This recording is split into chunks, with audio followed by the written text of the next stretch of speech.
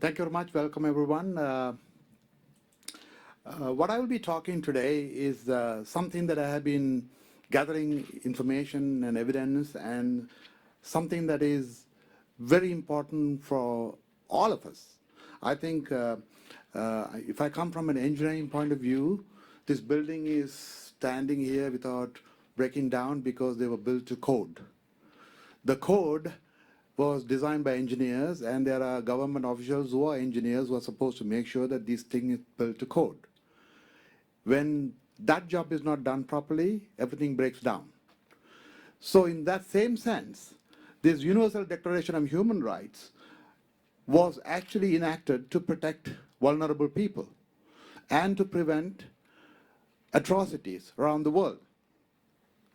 If you look at the Sri Lanka context, I think it's important to know the historical basis on which this struggle started, mainly because in the pre-colonial time, there were 3 sovereign nations in the island, and both the Tamils and the Sinhalese have lived in the island for a long time, several millennia, right?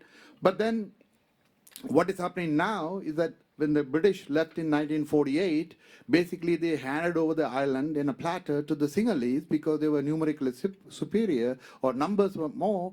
They passed legislation that affected the Tamils and favored the Sinhalese. But over time, the military and the police and everything is controlled by the Sinhalese, so basically the Tamils became a subject race.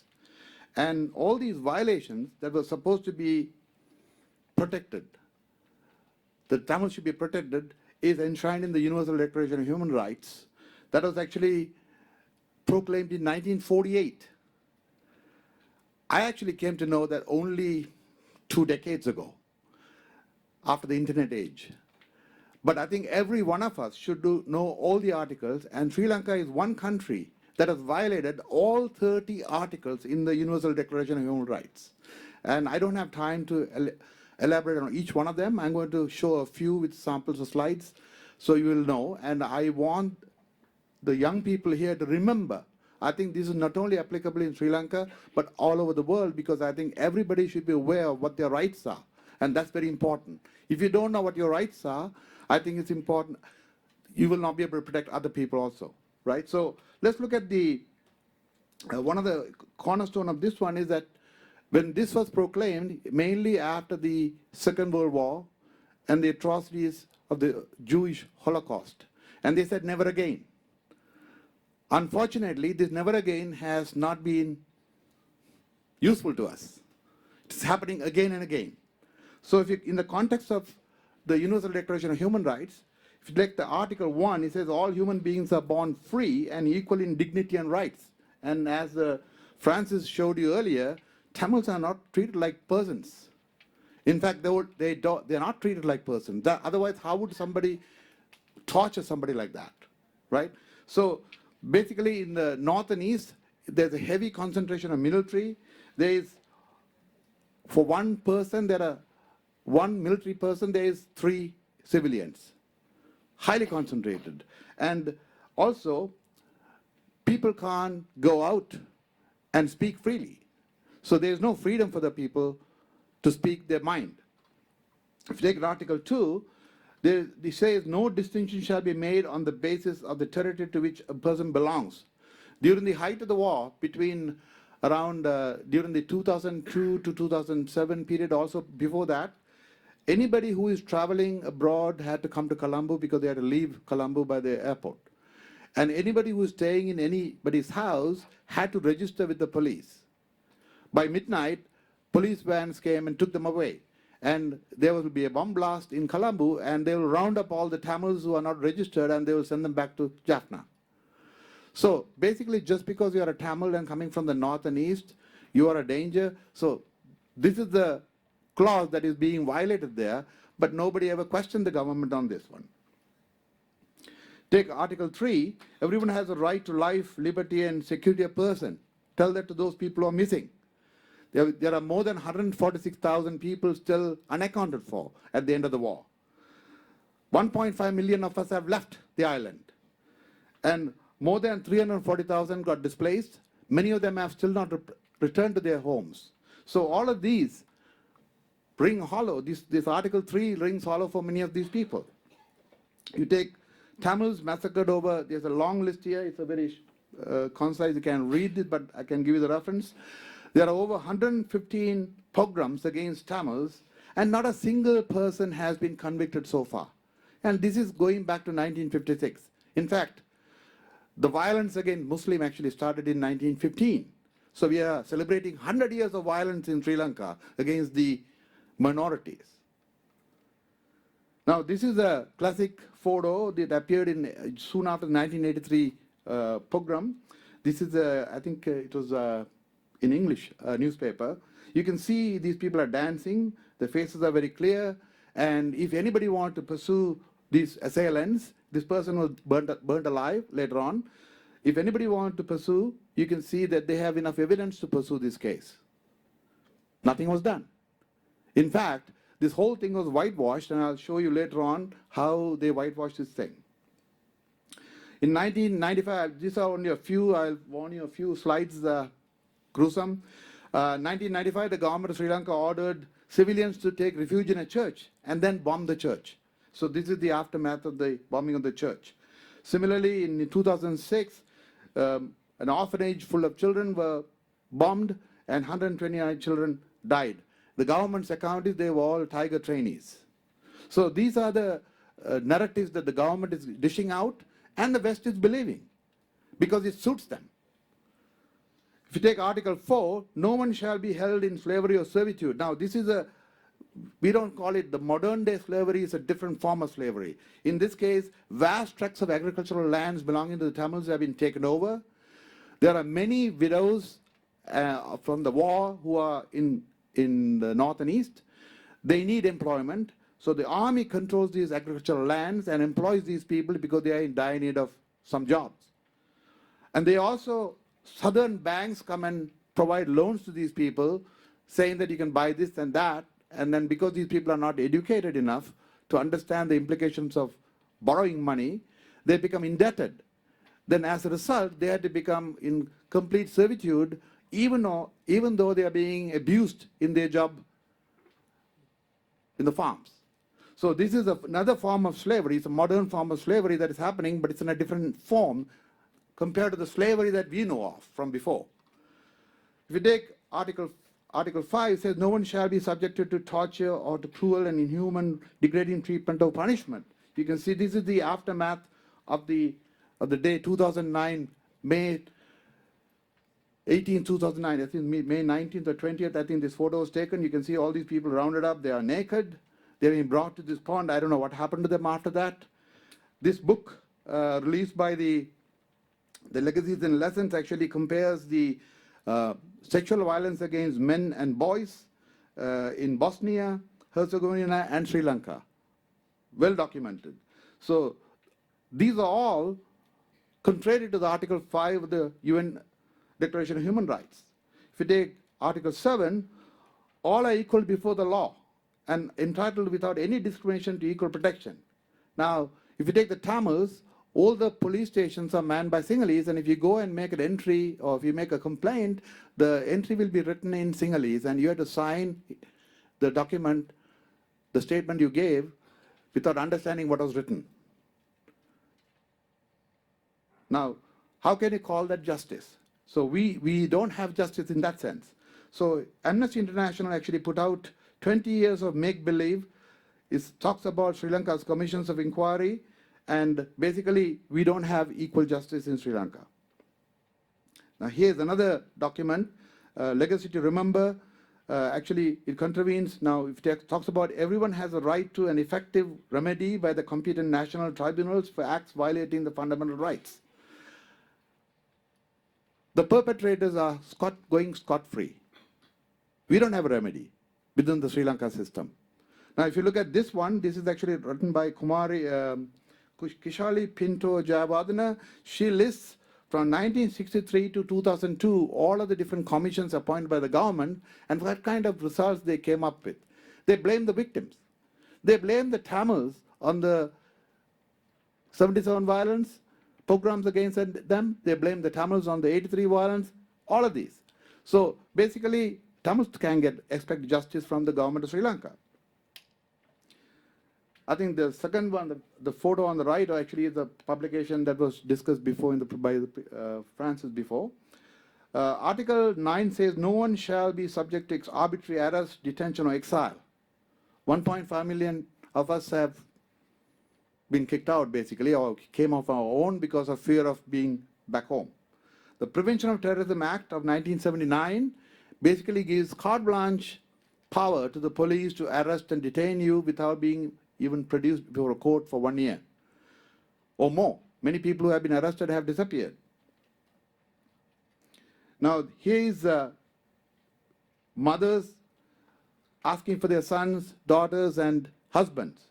This photo was taken 363 days of protest. Now I think it's more than 430 days. They are continuously protesting, asking for the whereabouts of their loved ones. They have proved that they handed over, but nobody knows what happened to them. Article 15 says everyone has a right to a nationality. In 1949, soon after the independence, 1 year after the independence, the government disenfranchised almost 1 million Indian Tamils. They lost their voting rights and their nationality overnight. And after the 1981 elections in the north and east, there have been no true elections because the army is in the area. If you look at the electoral seats in the parliament by community, you can see that in 1947, the seats were distributed 63 Sinhalese to 6 Muslims, 20 Tamils. By 1952, the numbers went to 73, and the numbers Tamils dropped from 20 to 12, mainly because the Indian Tamils were not allowed to vote. But over time, they expanded the number of seats. By 1978, the number of seats went to 190 for the Sinhalese, and Tamils remained at 23 and Muslims at 12. So you can see that any law you pass, there's no chance, even if the Sinhalese are divided among themselves, there's no chance that you will be able to overturn any law that affects or that favors the Sinhalese community. Here is the Article 17, which says no one shall be arbitrarily deprived of this property. The people of Irenaev, this is a recent photo, April 24th, you can see people of Irenaev are actually embarking on a bold move to go and reclaim their land, their abode. And the army didn't do anything yet, but I think very soon things will change. They went with the help of the Catholic priests to their former church, and they don't have any buildings standing on their plots. Everything has been destroyed, so they are taking refuge in the church. Even that is destroyed too, partially. Now this is a photo not too far from my hometown. This is the north surrounding the northern airport, Palali. And these are satellite imagery taken in 2011 on the left and 2014 on the right. So this is during the former regime. You can see that it was people's homes, lands. They had sporadic housing there. Once the army extended the high security zone, it actually built all these houses and permanently settled army men and their wives, families in this area. So they're basically taken over the land after chasing out the Tamils who are living there. And then you can see that there's a lot of agriculture going on, and they flood the market with this produce that makes the local farmers unable to sell their produce. So they are not only depriving the land, but they are also depriving the local farmers from other areas from having a decent livelihood. This is closer to my heart. This is my ancestral home, not too far from that place. So this whole area was under army control even until 2000, I believe 2009, 10, I believe. The homes were occupied in 2004. That was the last time I visited. I didn't go, but my wife was able to go. This house was occupied by army personnel at the time, in 2004. But when they left, they stripped the house of all of the windows, doors, and they dumped all the furniture in the well, which is the only drinking water source for the house in this area, at least for the house, right? So you can see the hatred and the viciousness of, the thoughts going through these people. They occupied the house for free, but when they leave, they have to destroy their property and then contaminate the well before they leave. Article 20, everyone has a right to freedom of peaceful assembly and association. This rings hollow for the people in Jaffna or in the East. Basically, there's no peaceful means of assembly. Not only now, but it's going back 60 years. Now, Tamil journalists, so many Tamil journalists have been killed, murdered. We have a whole books written about that. One of the speakers in the 1999 conference here was murdered. He's a journalist. So, and also the Tamils cannot even collectively mourn their dead. Now, this is a photo from 1961. This is a satyagraha or nonviolent resistance in 1961. You can see that it's being, these people were eventually beaten up and dispersed. Article 21 says everyone has a right of equal access to public service and the right to vote in the genuine elections. I think the last genuine election was in 1977, in which the Tamil people overwhelmingly voted to have a separate state.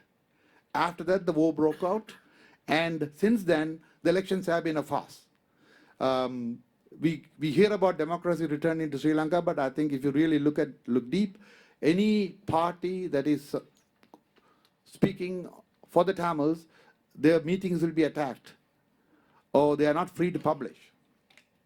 And still, at some point, 1 million Tamils could not vote for many, many years until there was an agreement with the Indian government to repatriate some of the Indians, and others were granted nationality. You take Article 22, everyone has the economic and social, cultural rights indispensable for its dignity and free development of its personality. You can see the destruction of the economy, destruction of the place of worship. All of these don't agree with Article 22. I only listed a few for the time's sake, but I think all 30 articles have been violated. I think every one of us should know what these articles are so we can speak about it. It's not only for the Tamils, but I think around the world. Article 26 says, higher education shall be equally accessible to all on the basis of merit. Now, this is the crux of the problem. The main Tamil struggle started mainly because of the standardization, which demanded the Tamil students score 20% higher than the Sinhalese students to go to the university, which resulted in the armed movement eventually.